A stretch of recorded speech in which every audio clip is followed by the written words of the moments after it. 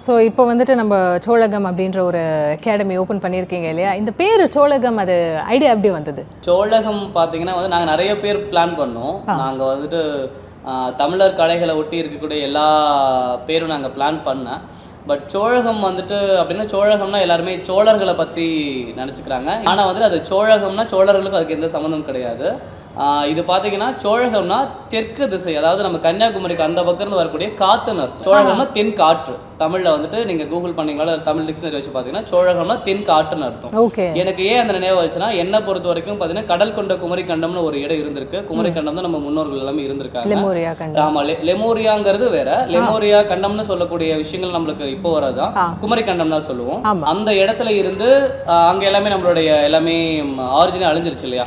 So அங்கேருந்து அவங்களுடைய நினைவா அந்த மூச்சு காற்று இன்னும் நம்மளுடைய மண்ணில் வீசிட்டு இருக்குங்க நினைவா வைக்கணுங்கிறதுக்காக இந்த கலைக்கு அந்த பேரை வச்சிருக்காங்க. ஓகே.